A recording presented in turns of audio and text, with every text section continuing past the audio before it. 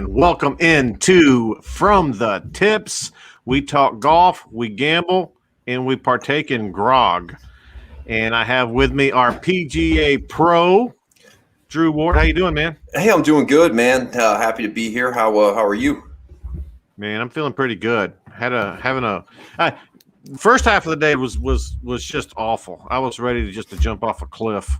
The afternoon turned out a little bit better with Cam Smith and some other good plays.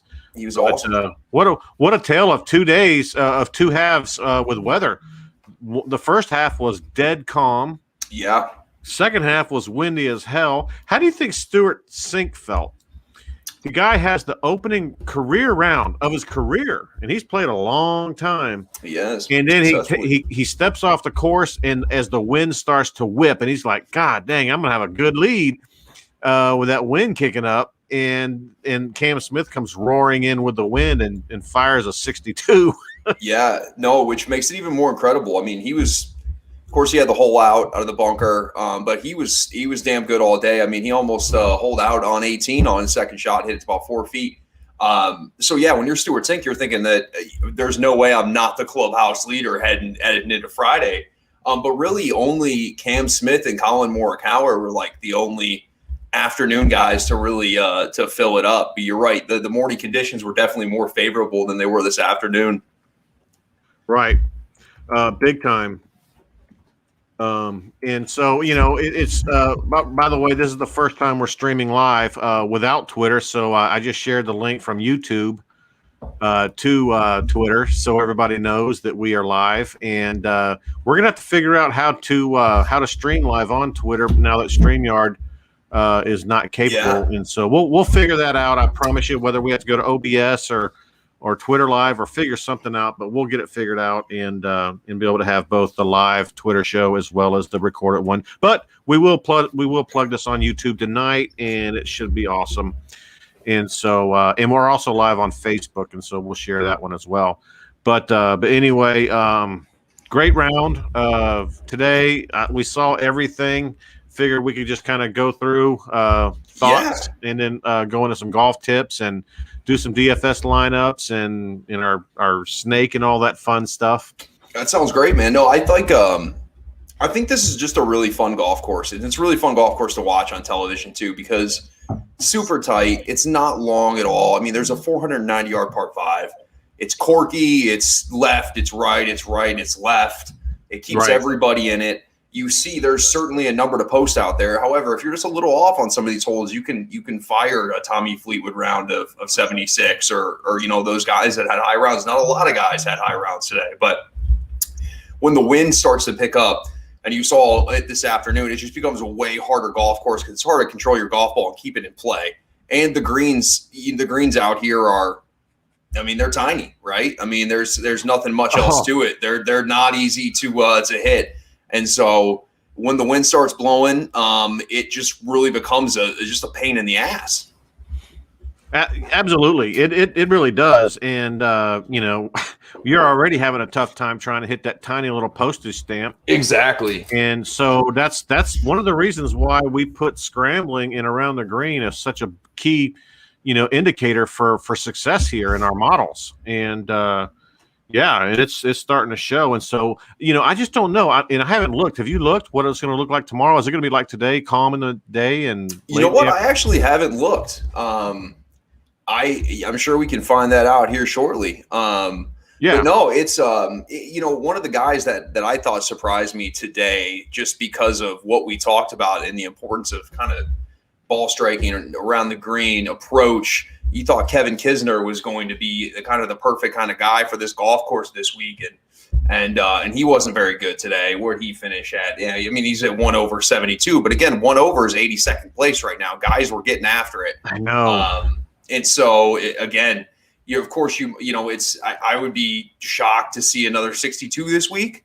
But who knows? I mean, Cam Smith has been poised to really make a run and win a tournament here recently. He's been playing really, really well. He had a great week at Augusta outside of the bonehead mistake at 15. But I'm not surprised to see him on top of the leaderboard. I know you liked him going into the week. He was my number one play, and I called him out on our show Tuesday night. I said he is the guy, and so I'm gonna gloat a little bit on that one. I got money on him outright. He's on my outright pick on Twitter, and so hopefully he, now I will say this: if he goes out tomorrow morning and it's calm, and he's able to do what the guys like Sink and Wallace and Howell, I was wrong on him. If he's able to go out and do the things like they did in the morning when it was absolutely dead calm, he's going to run away wire to wire with this thing. So it's going to be interesting to see what happens tomorrow. And really, the winds, based off what I'm seeing, at the strongest, it's really going to be kind of about 10, 11 o'clock, and that's 13 miles an hour. So I don't think the wind's going to be a necessary factor tomorrow. So now, again, if you got that nice draw this morning, you're kind of happy to see that. The wind, the wind it shows at 2 o'clock being 4 miles an hour. So you're definitely licking your chops if you're those late, early morning, late afternoon guys coming tomorrow. Yeah.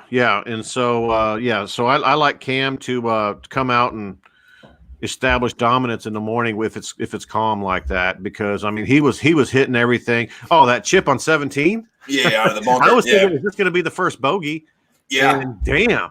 And so, and it's just, again, it's so hard to back up a 62 with like a 65. It's just, almost. You know what? He won't have to, will he? What if he comes out and shoots a 67? No, he's not going to. If he shoots 67, 68, 69 even, he's completely fine. Again, it's a marathon with these golf tournaments, and we always look at Thursdays, and you can kind of eliminate some people off the top of the board. I think I could do that again this week. Charles Howell, take him out. Harold Varner, probably take him out. Stuart Sink, he probably take him out.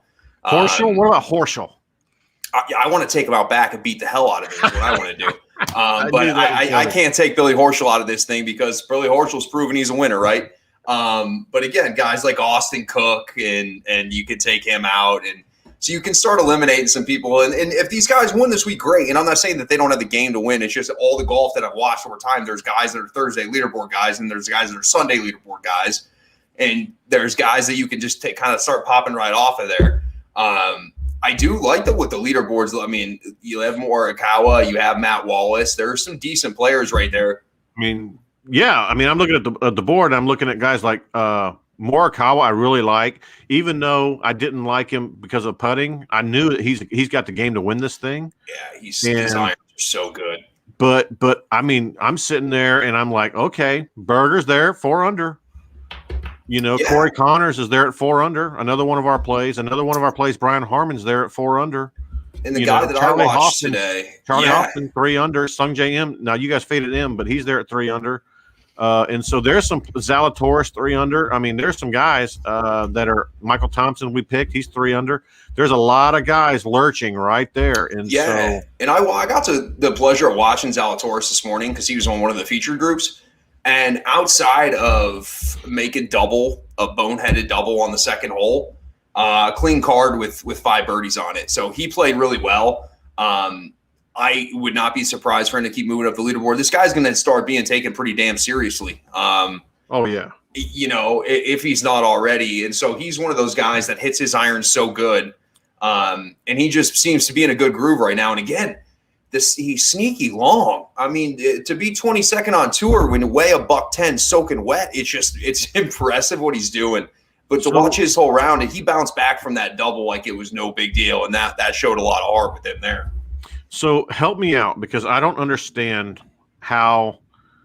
I understand that everybody that has a PGA Tour card, they earn that card through several ways. What are his paths to having a permanent card? Well, he's going to have a permanent card. He just doesn't have one right now. So the reason it's a loophole kind of is if he won this week, he would have a permanent card. When the fall comes, he's already earned his card, basically. It's just at this point he doesn't have it. Okay, so it's just because of timing right now. Yeah, exactly. And the weird thing is, and the reason it seems weird and stuff now is because if you think about Morikawa, Hovland, and Wolf, we didn't have this instance because they won. All 3 of them won, so we didn't have to have this conversation of like, why is this guy not have his card? You win, you get your card, you're in.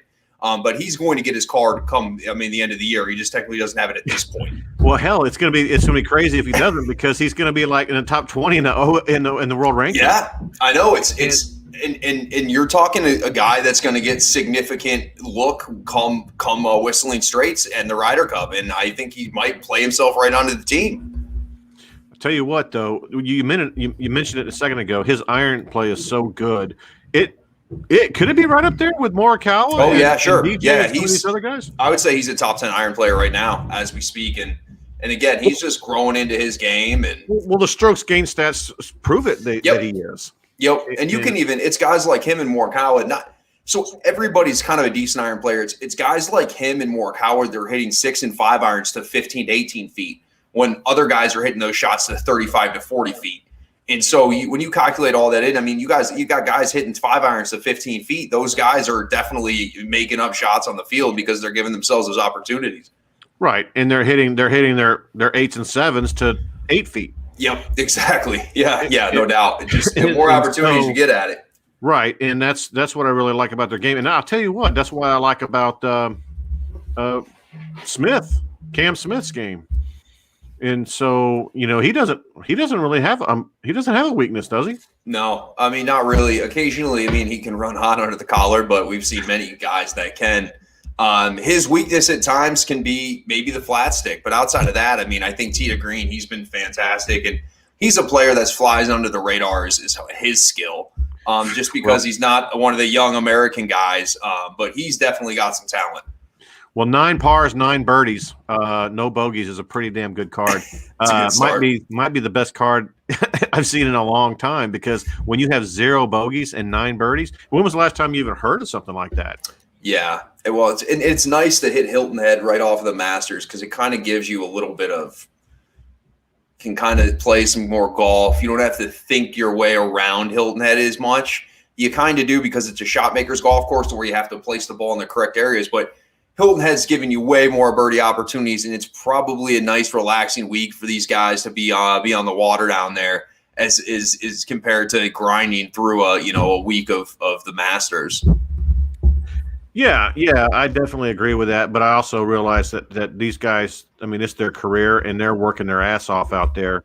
It's just a different type of pressure, to your point, and no doubt. But it's still there. They want to win. It's freaking hard to win a PGA Tour event, to take the son of a bitch down. And, again, guys from the KFT, the KFC Tour can that would be like guys like me. So these guys can walk in and they can compete immediately. And again, we talk about so many times how many great golfers there are. It's all, I mean, again, even a field. This field's not a down field, I don't think, by any extent. No. But even the downfield events, I mean, those guys, they're trying to go out there and win, because it's damn hard to beat, whether it's Phil Mickelson or whether it's some random guy that's ranked 390th in the world. The guy can play. Yeah, and like I said, it's, I mean, any tour win is a tour win, and all the doors that opens and keeps open for an extended amount of time, you get invited to things you would never get invited to, even if you have your card. And so TOC and all these other things.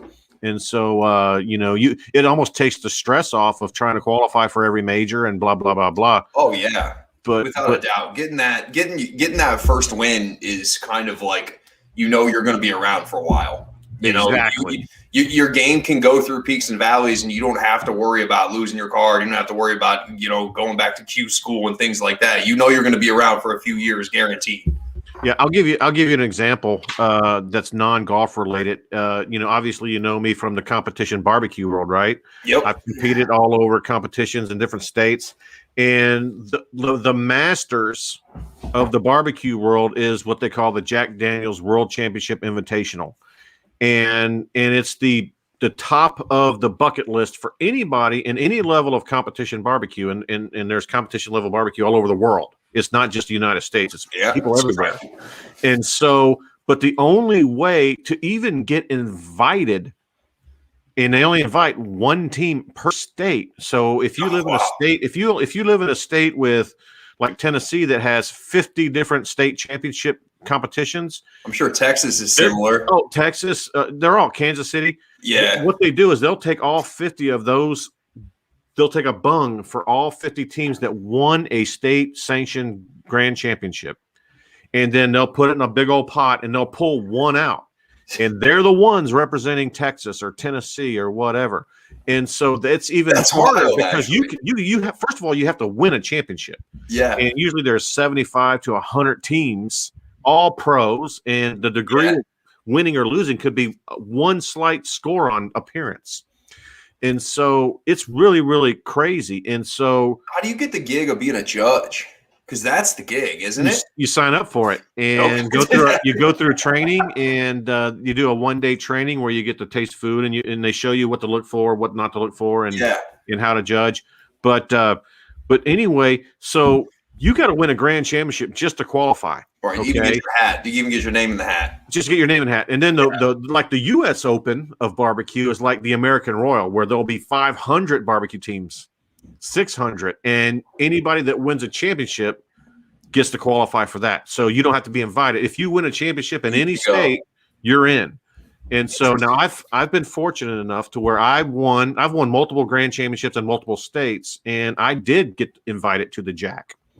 And I got to compete down there. As a matter of fact, I finished 6th overall at the cool Jack Daniel's experience, I would think too, right? I mean, that's got to be for a guy like you. That's got to be an awesome experience. Oh, it's amazing, and people will drive all the way across country just to go there and see the Jack, and to be able to go down there and be on Millionaires Row and cook your cook and to get. I got called to the stage 3 times, and it was like crying. You want to cry. Yeah, and because imagine going to the Masters the first time and finishing 6th, top 6. Yes, yeah. You know, and so that's kind of what that was like for us, and so it was kind of fun. But so these guys are all trying their damnedest to win, and there's a lot of guys that are in position to win their first tournament this week, and so that's pretty cool.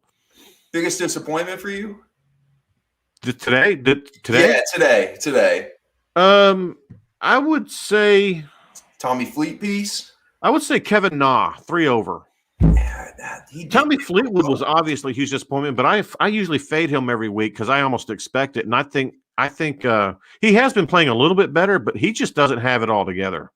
Listen to this: he was 3 under through 10, finished 5 over. Wow, where did he melt down? Well, he made a triple on 14, the par 3. Oh, God. Well, do you like Paul Casey? Paul Casey's another big disappointment because we all had Paul Casey. Yeah, I mean, there's really no reason to not have Paul Casey, right? And, of course, there's always going to be that one big letdown this week. I think it was probably Paul Casey as far as what we talked about on Tuesday, because I feel like way more of us were on the Paul Casey bandwagon than we were the Tommy Fleetwood bandwagon. He was 3rd in our model. And so for Paul Casey to go bogey, triple, bogey, 7, 8, and 9, I mean, he went 4 over in 3 holes, and that's just unlike anybody. Well, it's unlike anybody. I mean, much less Paul Casey. Yeah. And so that was just terrible. And so Paul Casey's right there, and then you've got obviously Fleetwood at 5 over. Kevin Na 3 over. He's a really good on this course. That's disappointing. I will say this: it's a little disappointing, but even though he rebounded on the back 9. Patton Kazire, one of our big plays. He pissed me off because I had him in a lot of lineups, man. Well, he birdied a few at the end, and so he's at 3 over. So he's in striking distance, and I think the cut's probably going to be +1, +2, maybe plus. It might be +3. Let's see. I mean, who knows what? I mean, some of these guys at the top might go out and shoot 4 or 5 under tomorrow. And I mean, gosh, we'll put it this way: +3 right now is 114. Yeah. You know who's another person that I'm a little disappointed with their round, and I'm trying to find where they finished. Who is it? It's Patrick Cantlay. Oh, he's finished even par. Yeah. And Webb Simpson both. He came out, he birdied 2, he chipped in for birdie on 3. I was watching his round. He gets up to the par 3, 4th hole, and just fans it like 20 yards short into the pond and makes double. And it was like, well, there we go. I thought he was going to have a big day today. I mean, he still was in the tournament, but that was very disappointing. Yeah, I see. I agree with you. Patrick Cantlay, boy, his first 2 rounds last week were just brutal. His only 2 rounds last week were brutal, and we all said, okay, he's going to come back. He's a shot shaper. He's too good. This is built for him. He's a birdie machine. I think that was one of the quotes from one of us, and he goes out there and just did not look like himself again. And so I'm starting to wonder, and I don't understand this, and you might understand this a little better. What is all right, when someone goes out, and obviously you know how good they are, but when they start having either a slight mechanic issue, how long does it usually take them to – it's easy for us regular people to say, well, fix it. Take a look at your swing and try to figure out what you were doing before and what you're not doing now. But it seems to me like I'm learning a lot about watching these guys, and they're basically saying sometimes it takes 2-3 tournaments for them to get it back. Oh, that's a really good question. And I mean, look at Jordan Spieth. It took 3.5 years. It's all different. Exactly. And so I'm seeing golfers that are doing this. And Ricky Fowler, he went from being elite to barely trying to make cuts. When I was in my junior year of high school, I was struggling. I came off like back-to-back. I think I went 80 and 78 in back-to-back rounds. My swing was everywhere. It was terrible. I was pissed off. And so we go to this tournament up the road. It's probably like an hour away from where we were in Illinois at the time, in Bloomington. And so I'm playing like ass. I go out and I'm at the range, and I literally move the ball back maybe a quarter of an inch and open up my left heel slightly. I shot 62.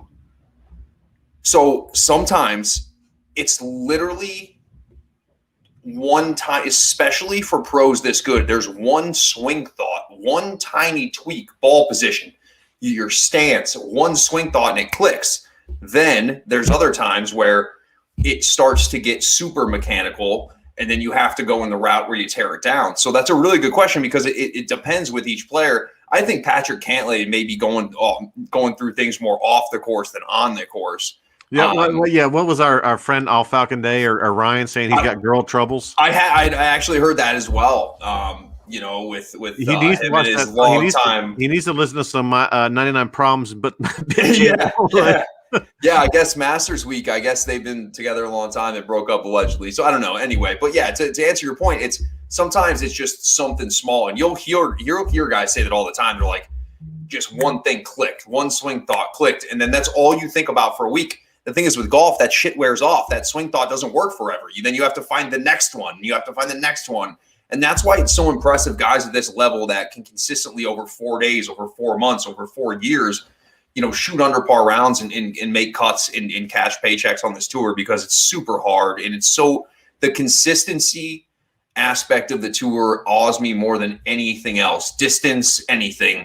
I mean, I can go tee it up one day and shoot 66. I can go tee it up one day and shoot 80 at this point of with the amount of golf that I play. So the fact that they're even on their bad days at 74, right? And they're constantly at 68 and 66. It's just super impressive. Yeah, absolutely. And that's the difference between mere mortals and you know what? That's the difference between touring pros and club pros, right? Yep. I mean, it's crazy, because I've seen club pros like yourself, and I'm like, how are you not on tour? They're playing so freaking amazing. And they're like, I'm not even close. Oh yeah. So and I do that for a long time. Even in high school, I was really good and got offers to go play college, and you can tell. I mean, if you play enough golf and you play golf with, I've played golf with Austin Cook, who's up on, I think he's 4 under at this point. I played golf with Austin Cook. And he didn't keep score. The dude at least shot 6 under on the front 9. And I shot 2 under. And his 6 under was so damn easy. And my 2 under took every little ounce of energy I had. And you were proud of it.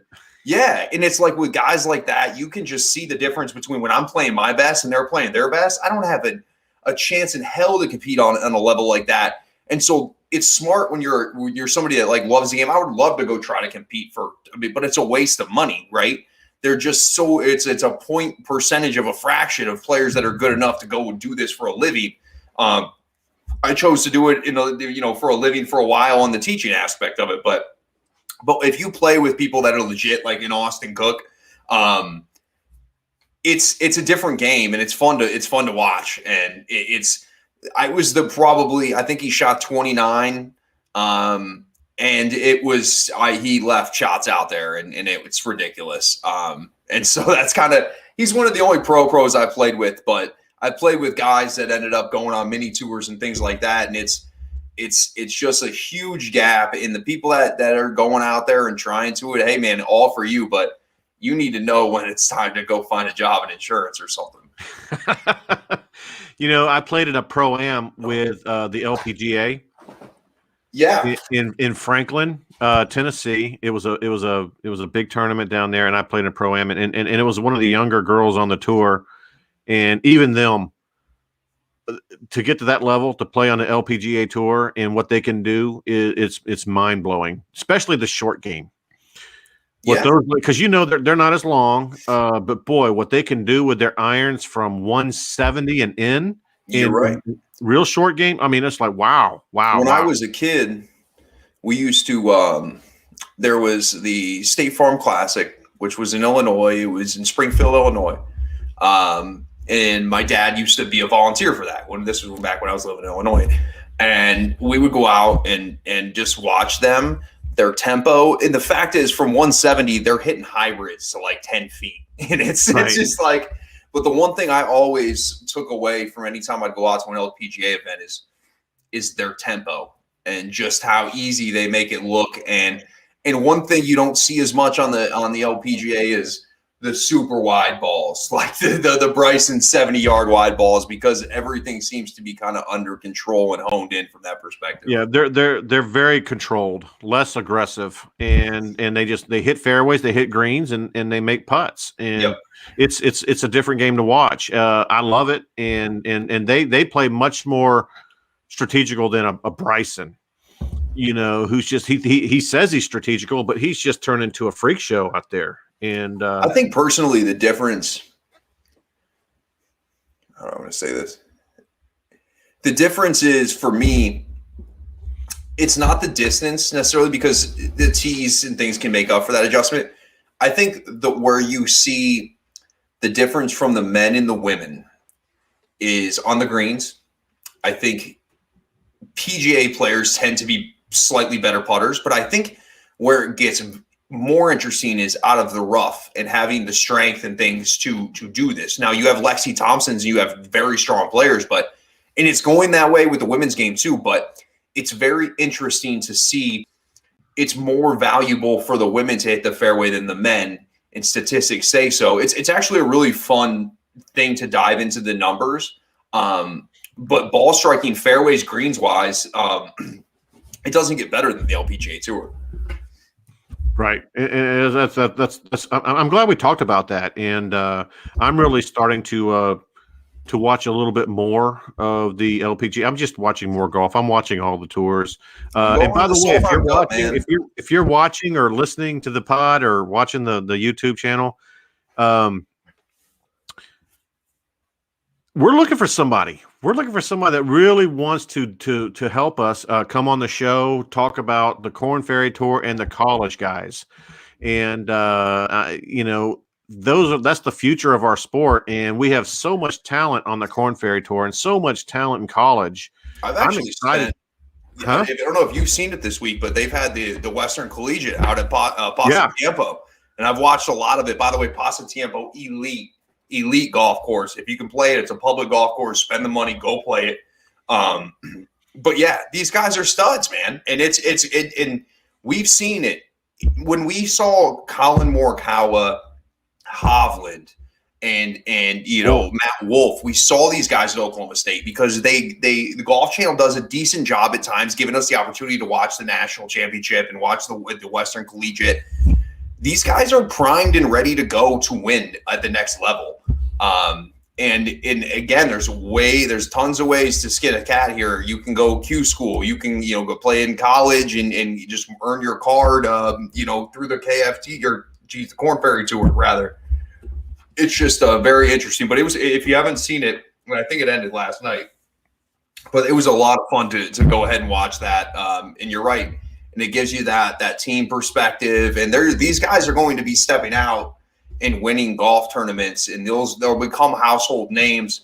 You're right. It'd be great for somebody to narrate that story before, everybody sitting on their couch on Sundays recognizes who these people are. Right, and that's what we want to do. We want to get somebody to scout these tours and keep up with the rankings and give us their thoughts on who keep our eyes on. We need to start a Devy Golf League.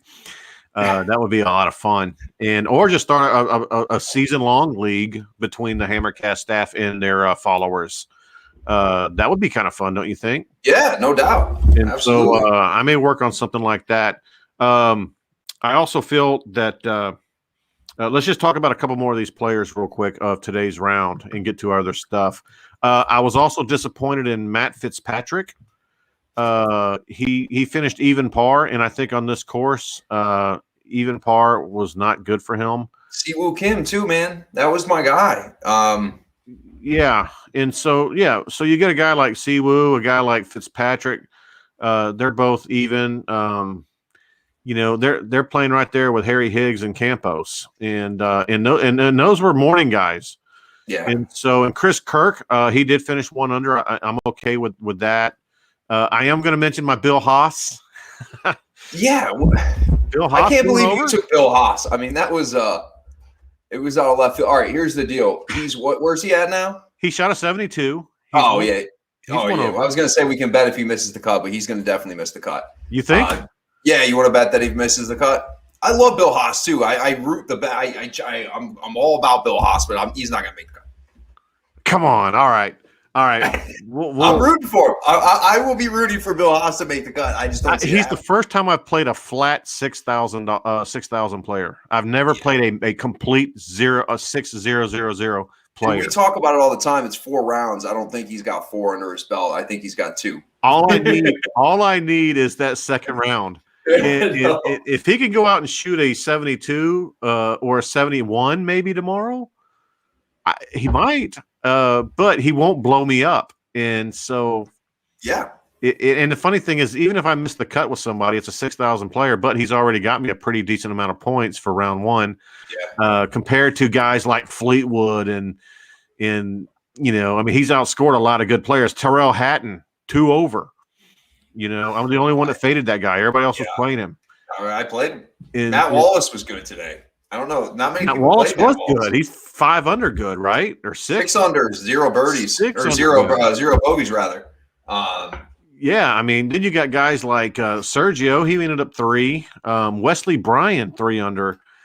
And Neesmith, 3 under. I like him. And Grillo was 3 under. All these guys we talked about. Will Zalatoris. Neesmith is another one of those ball striking phenoms. His iron play is fantastic. Who? Matthew Neesmith. Oh, yes. He's right up there with Will Zalatoris and all those other guys when it comes to accuracy. You just got to get the putter working on any given week, and he's going to compete because he keeps the ball in front of him. He knows what he's doing. And I feel like Brian Harmon and Corey Connors both at 4 under. Brian Harmon deserves some damn respect. He does. Brian Harmon has been really good for like 2 months now. And I think sometimes I feel like we're the only ones talking about him. He's been really every time you watch him, he was good at the Masters. He was good in the match play. He's been solid. Yeah, and then I'm going to go ahead and eat the crow right now. I ripped on Charles Howell, and he shot a 66 today just to stick it in my face. Yeah, listen, he's a player that would play well around this kind of place, but he's a guy we can take off the list to win, though. We can throw him off the list to win, even though he's T5 after round 1. Right, I agree, but I just I like to gloat a little bit on the good calls. I'm going to admit my bad calls. You have to, right? And so you have to be an equal opportunity basher, right? That's right. And so I'm bashing myself on Charles Howell, and I knew it was going to happen eventually, but I faded DJ, and it looks like a good fade at this point because if you paid the money for DJ and you saw that he finished with a 1 under. Yeah, you're already pissed. You've already lost. Yeah. Because you need a guy that is almost 11K to score more than, what he scored. And so, that's the whole difference. And so you're right. Anyway, tomorrow, hopefully the weather is the same and Cam Smith can go out there and shoot another low number and I can just cruise on into victory lane. But we all know that never happens that way. Even Hideki had some stress there on Sunday last week. I know it's never over till it's over. And, Exactly. And Cam Smith, as good as a player he is, he's got a lot of work to do. And so, but I do like the fact he shot a 62 with 0 bogeys. I mean, when you have 9 birdies and 9 pars, think about that. Yeah. 9 birdies, no bogeys. That's fun. That's fun. The round of 62 I shot was 8 birdies, no bogeys, on a par 70. So it's not as when you can get the 62 on a par 72, that's the money ball. That's 10 under. That's pretty impressive. Right. And think about those guys that have shot 60s and 59s. I mean, that's insane. I mean, you got to be in such a zone. I mean, even me as an amateur, I've played before. And I remember a time I was playing all by myself. And it always happens when you're by yourself because you're not sure. impressing anybody. And I just remember just that I was just every drive was straight and long and it just felt good. And I'm like, I can do this over and over again. I got it. And I even had a par 3 over water I hit with an 8-iron, and it landed like 2 inches from the hole. And I just took my hat off, and I was with nobody in front of me. And I walked up there and kind of did like this, and then just kind of tapped it in. And but the thing is I was so excited after that round, and that was the best round I ever shot, and it was still in the 80s, high 80s. Yeah, I was so excited that the next day I went back out there. And I was terrible. Yeah. And it's just so hard. Like you said, the consistency to be able to do it over and over again. That's what separates the big boys from the good boys. Yep. There's people that have lost their swing overnight, like literally. Like you just wake up and you're not the same player ever again. That's why Sanjay M plays every single week. He's like, I'm going to cash every paycheck until my game goes to shit, and I respect it. Well, hey, I saw a preview of your golfing tip for us hackers. And it made so much sense, and I'm watching it, and I'm thinking, I don't think I ever mentally start to turn my hip, and you've got to figure out how to make that part, and maybe I'm just that bad. I'm just going back and swinging, which a lot of people do, but I want to go ahead and play this video. Perfect. Is there any setup you have for it, or? No. I mean, just quickly, it's basically talking about where we can maybe even gain some distance and how important it is to get your weight in everything moving back to the front side. And again, it's like you said, when you get to the top of your golf swing, the only thing that starts your downswing is you moving your hips. Your arms don't come into play at all. You moving your body will bring the club down the plane, and that's kind of the gist of it. Yeah, that was so good. I'm going to go ahead and play it and let our audience watch this because this could really, really help their game. So here we go. All right, guys, welcome back in. So this week I wanted to touch on strength, power. Where are we getting it from? How do we get it? You see a lot of different swings on tour. How are these guys generating power? And then we'll take a look at one of the most powerful golf swings on tour. And we'll talk about the importance of really getting your lower body and getting your weight back through the golf swing. So one of the things that, of course, we see a lot of higher handicappers do, we get to the top of the golf swing, and the golf swing starts with the arms. If you ever watch a tour player, a player of any high caliber, the number one thing you're going to see is while the club's getting to the top of the swing, the lower body is already clearing out of the way. The belt buckle, your lower half needs to get back through the ball. This is how you generate power. This is how you get that weight back from the right foot, the inside of that right foot, and really get that weight back on the left side. You have to be able to rotate your body. Again, we talked about this earlier. A good drill on this is really to run through this. You're at the range, belt buckle to the target drills. When you're coming through, you're getting your belt buckle through. The first swing thought at the top of the swing is not arms, folks. The arms will get you in trouble. It'll give you the over-the-top move, give you that slice. So what we need to do, when we get to the top of the swing, that swing thought in your head is driving those hips forward to the target. That's going to help you get that power and get that weight really transferred onto the other foot. And then real quick, while we got you here, let's take a look at Dustin Johnson's golf swing real fast. And just to show his ability to clear his hips out of the way. So you'll see Dustin immediately is getting his weight on the inside of this heel. You see the clear rotation with his shoulders, and now here's the money shot.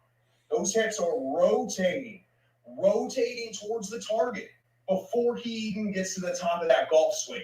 That is where he is getting that power from and just completely releasing out of the way and getting that weight back forward.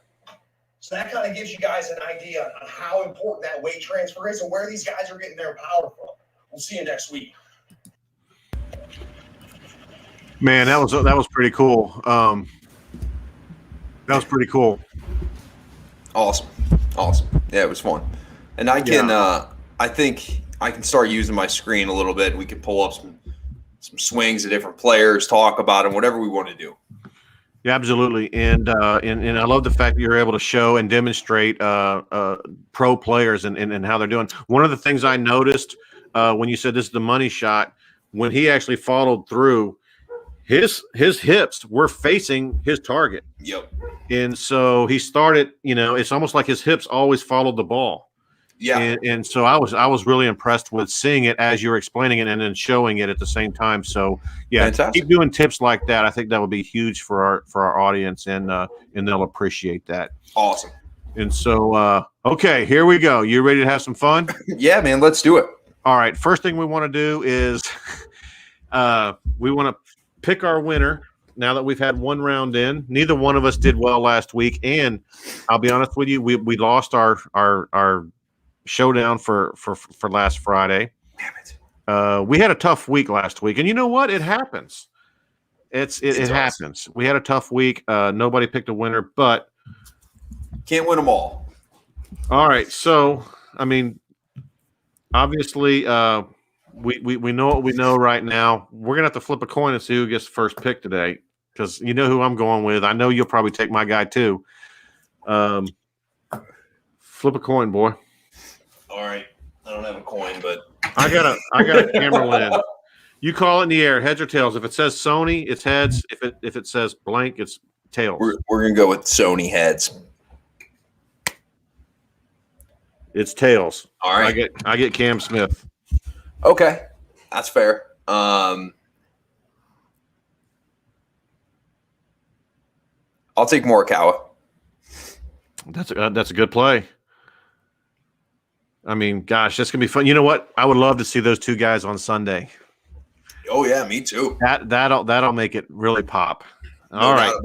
So I got Cam Smith to win it all. You got Morikawa to win it all. All right. You get first pick of the snake draft. Okay.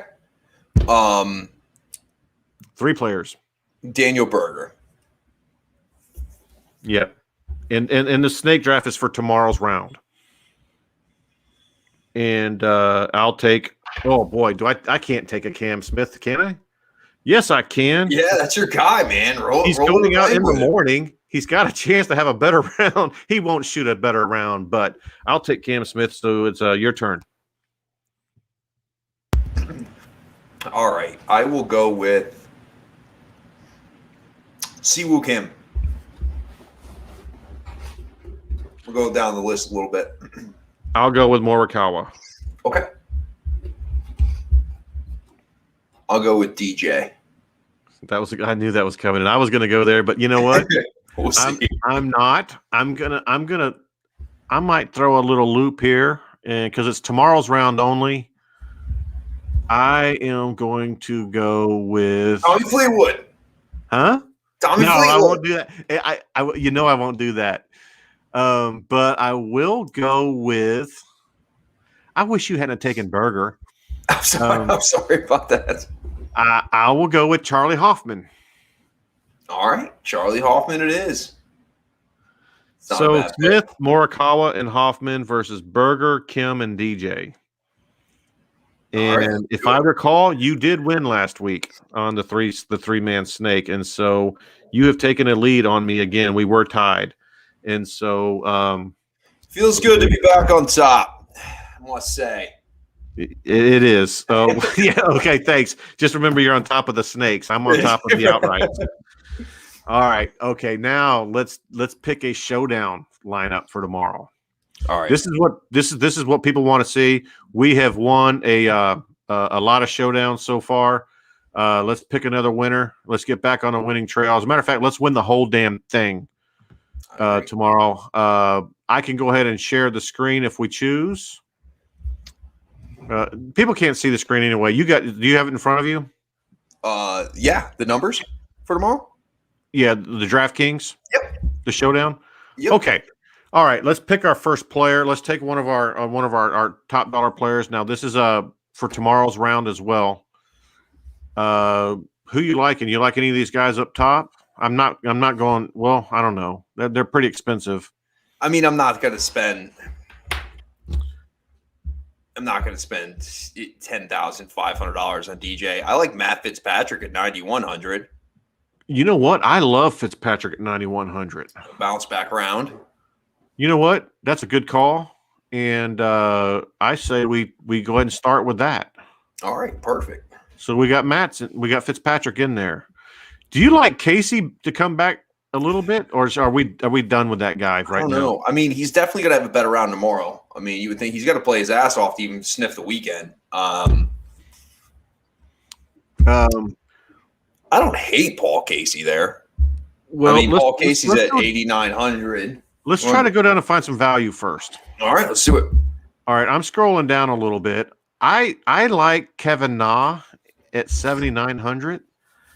He had a rough round today, but it was in the evening. It was in the wind. He's going to go out in the calm in the morning, and we know how good he is on this course. And he's below 8K. I don't know. Yeah, would you rather have him than Billy Ho? I don't want to play Billy Ho. I don't want to play Ho because first of all, he's going to be going in the afternoon where it's windy. Yep, I'm good with Kevin Na. And Kevin Na is going to go out when it's calm, and I think he has the short game. And remember, he was number one scrambling and around the greens. He just had a tough time today in that wind. If he goes out tomorrow and it's calm, I think he might fire up 66, 67 on that course. What do you think of Kevin Kisner at 7,600? I don't know. He's definitely in play. He's for sure in play. Does the model hate Kiz? The model didn't love Kiz, and my model didn't like Kiz. I tell you who I do like. I like the other Kiz that we've liked, and he played well at the second half. He's one of our plays, Kazire. He ended up 3 over today, but he's only $7,400, and we like him for a reason. He had all the metrics. Yeah. And so I think he might come out in the morning and play well. I'm not against that pick. All right. Well, so let's do it. So we got him in there. So that gives us 8,375. And then I still want to go back to Kevin Na. What's our remaining balance? Or average we got balance? 8,300 a player. Okay. But if we take a guy like Kevin Na or Bezuidenhout, who he shot 1 under today in the afternoon, he goes out in the morning as well. He's $7,900. He's the same as Na, and he's another short game specialist. What do you think about Matt Wallace? I think he played so good this morning. I agree. I'm worried about him being able to replicate that, especially if the wind blows like it did today. Yeah, no doubt. So I'm a little worried about that. You know what? I just realized something. Kazire played this morning and played bad. Yeah, he did. And so he's going out in the afternoon tomorrow. Do we take him back out? I don't know. I don't think it's going to be that bad in the afternoon tomorrow. I mean, let's roll with him. I mean, he was kind of he was one of our guys. Yeah, no doubt. Okay, what about let's go back into we can afford to go to the 8s and stay there and higher. Yeah. You like Siwoo? I do like Siwoo. Or Sergio? I like Siwoo over Sergio. I like Henley. I like Henley at 8. Let's go with Siwoo. He's $8,200. All right, I like Siwoo.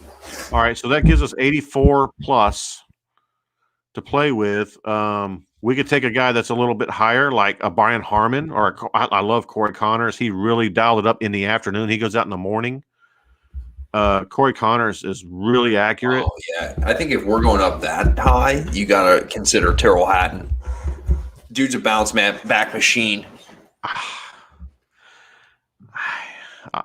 You know what? You calling him? I'll play him. I'll play Hatton. And so now we got 82.50 for two players, 82.50 each. You know I don't like Hatton. So let's go down a little bit. Do you want to get Henley then? You could have Henley now. I mean, you're going to let me have Turtle Hatton. I mean, Henley's a right at 8,000 player. Let's do it. Let's go. Actually, yeah, let's go Henley at 8. All right, now we got $8,500. Let's get a consensus here. We're not going Harris English. We know we don't like him. Chris Kirk. He shot a 1 under today. He's going out in the morning, from what I understand. Fleetwood, I'm not playing him.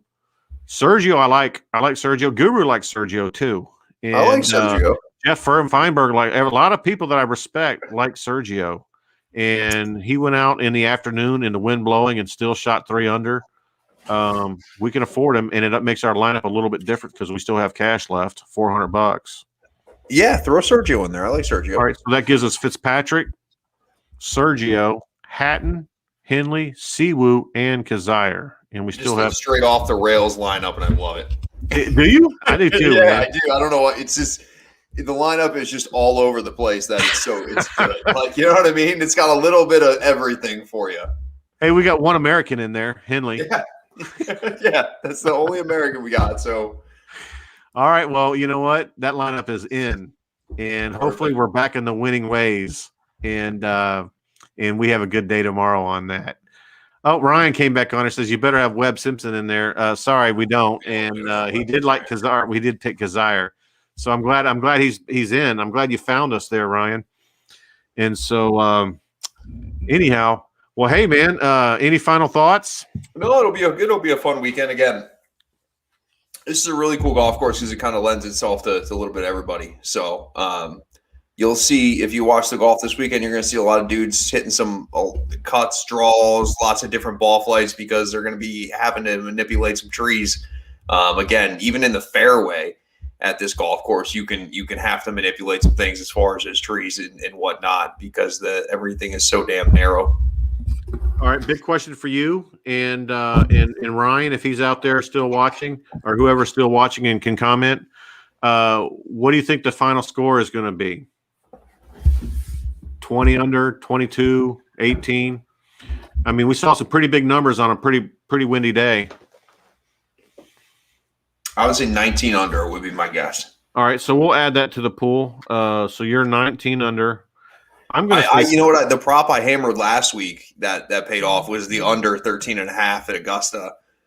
Nice. That course played hard. Yeah, that was a good one. It came close at the end there. It did come close, but yeah, luckily we were safe after Hideki made bogey. I'm going to say 22 under is going to win this thing. I think if the winds calm down like you think they might calm down, I mean, these guys shredded this thing today. And if a guy like Sink can go out there and fire a 63, and I think you got too many guys at 5 and 6 under. I think one guy's going to. I think Cam Smith has a chance to go all the way to 22. Wire action. I hope so. I love the guy. I like that mullet and all, man. It's a great mullet. No doubt you know about what? it.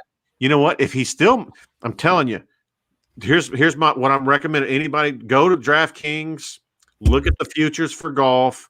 I got him last week at the PGA Championship. I got Cam Smith, and he still might be there, 100 to 1. Not kidding. That's not the kind of player that should be at 100 to 1. You can get the value early on, like you. Yeah, that's the secret is getting these guys that that are going, and that's only a few weeks away. And so he's rolling. He's gonna be rolling in there hot, and 100 to 1 is silly. He should be a 30 to 1. He's 23 to 1 this week. And so to get a guy like that for the PGA at 100 to 1, you got to go get it. And so that's my little pro tip, ladies and gentlemen. I like it. Awesome, man. Well, hey, great show. Really enjoyed it. Thanks for the pro video tip again today. I thought that was amazing. Yep. And we will see you guys next week. And good luck to everybody. Yep. Did you get all that? If not, make sure you head over to hammercast.com, subscribe, and join the Hammer Nation. Until next time.